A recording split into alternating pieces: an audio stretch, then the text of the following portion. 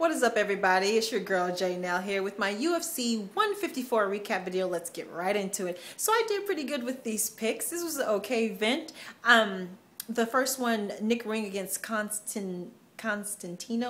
That fight didn't happen. So obviously I picked it for Konstantinos. The fight didn't happen. Instead, we had Mark Bocek against Rafael Dos Anjos. Dos Anjos won. Unanimous decision. The fight was okay. Now let's get into my picks. I picked Mark Hominick over Pablo Garza. Mark Hominick lost. This is a very good fight. Lots of blood. He rocked Garza in the first round. Grounded and pounded him, swarmed all over him. It looked like the ref might even stop it, but Garza weathered the storm, and boy did he come back in that second and third round to completely dominate Mark Hominick. Mark Hominick has a lot of scar tissue from the many fights he has. He opened him up under both eyes, over one, maybe two, swollen. There was blood everywhere. Mark Hominick's face was a mess. This was a good fight. Garza might be one to watch, y'all. All right, next fight. I got this pick, Francis Carmont over Tom Lawler. It was a split decision, and this fight could have been called either way. If they would have called it for Tom, I really wouldn't have had anything to say. This fight wasn't as good as I had hoped it would have been. Carmont was actually kind of disappointed even when they announced him as the winner, because he kind of knew it was a bad fight. He landed more shots standing up. Tom Lawler did land some takedowns with some good submission attempts. Like I said, this could have been called either way, but it was called for Francis Carmont. Now, co-main event, I got this pick as well. I got Johnny Hendricks over Martin Kampmann. I said that this fight had fight of the night potential. Martin Kampmann got knocked out in 43 seconds, y'all. Johnny Hendricks is real. He is the business. If you didn't know, he's beaten Martin Kampmann, Josh Koscheck, and John Fitch. Those are his last 3 victories, you guys. I believe he's 9-1, 8-1, something like that. He's next. All right, main event. Main event. It was George St-Pierre, the return of the true welterweight champion, against the challenger and #1 contender, admitted by Carlos. Carlos said the reason why he didn't defend his interim championship is because he felt like he wasn't the champion. Not until he beat GSP. So kudos to you, Carlos, for feeling that way. That's exactly how I felt. Now, this fight was good. GSP was bigger than I've ever seen him. He had light heavyweight size thighs. He had huge arms, and his strength was the difference. His wrestling was the difference. He won him probably 4 rounds to 1. He wrestled him, held him down. He was visibly stronger than him. The stand-up game was kind of even, which just surprised me. I think that Carlos was hesitant to throw anything because every time GSP tried to take him down, he did. Simple as that. So the stand-up game was kind of even. The third round, though, Carlos, oh man, he cracked him with a kick that landed right on his forehead, and a knot immediately swelled up, knocked him to the ground, swarmed him, ground and pound. GSP was moving all over the place. He was spinning on the ground. He was trying to grab his body. His instincts kicked in, and they were right. He was able to weather the storm and then come back in the same round, take him down, and then finish on top, ground and pound. So he won 4 rounds to 1. Both of them were bloody. GSP had cuts under both eyes, plus the big knot. He opened Carlos up early with an elbow that cut him right above the eye. That was just dripping everywhere. Lots of blood, like I said. Lots of blood that night. So yeah, that's it. Pretty good event. I have something else I'd like to talk about. Check my time there.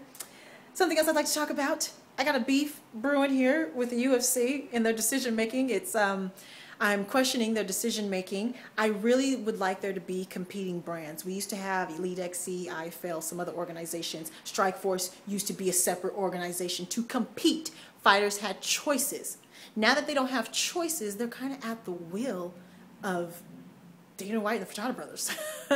And they're making fights for the fans and not doing right by their fighters. Now, this is why I feel this way. Chael Sonnen is fighting John Jones in April for his title. Can somebody please look this up? Somebody tell me. Has there ever been a fighter awarded a title shot coming off a loss? Somebody tell me. There may be. In fact, there probably is. But I don't know. And I've never seen it happen in the UFC. And I don't agree. Chael Sonnen is not only coming off a loss to Anderson Silva, he's coming off of an ass whooping to Anderson Silva. And then immediately the same night that he loses, he stands in the ring and calls out another champion in a different weight class, and then Dana White gives him the fight? Where's the integrity? You're skipping over Forrest Griffin, who's coming off a win, who's never fought John Jones. You're skipping over Phil Davis coming off a win, never fought John Jones. Now they're fighting each other. Forrest was supposed to be fighting Chael. You're skipping over Machida, who was told he was going to get another title shot after his really impressive victory. Dan Henderson's never fought him. He may be better by April. You don't know that. But Chael Sonnen? Because he talks smack? This is not the WWE. Okay? Fighters can't fight until they're 70 years old, like Vince McMahon was in the ring a couple of weeks ago against CM Punk at like 70 years old. There's no 70-year-old MMA fighters challenging for the belt. It's hard to get to this position is what I'm saying.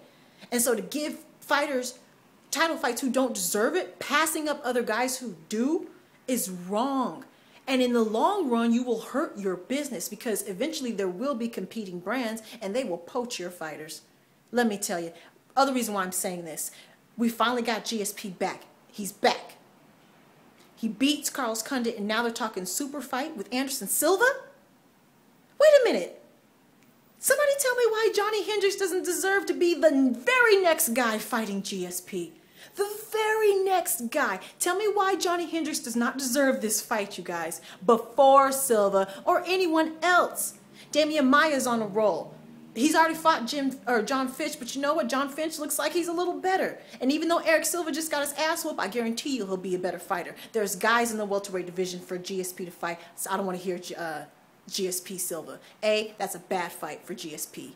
Anderson Silva is entirely too big for him. Taller, stronger, the reach advantage. All the experts say a good big man would beat a good little man any day. This is a bad fight for GSP, and I'm a GSP fan. This is a bad fight for GSP. And they're trying to have it at Dallas Cowboy Stadium. They'll make lots of money, but what about the long run? What if GSP gets hurt again? And then he's out? And then Johnny Hendricks has to wait? No. Give that fight to Johnny Hendricks next. They haven't said anything for sure, but I really hope that they'll do right by the fighters in this situation, unlike they did in the John Jones, Chael Sonnen situation, and give Johnny Hendricks the next fight. He deserves it. The Anderson Silva fight is a bad fight for GSP, and shame on you, Anderson Silva, because you said you didn't want to fight John Jones because he was too big for you, and then you turn around and call out the smaller man. Silva. All right, UFC, do right by your fighters or else we're going to get another brand come soon and they're going to take some of your good guys, your up-and-comers, who you could make stars. Make Johnny Hendricks a star. All right. Ladies, make your own money, sign your own checks. Goodbye, everybody.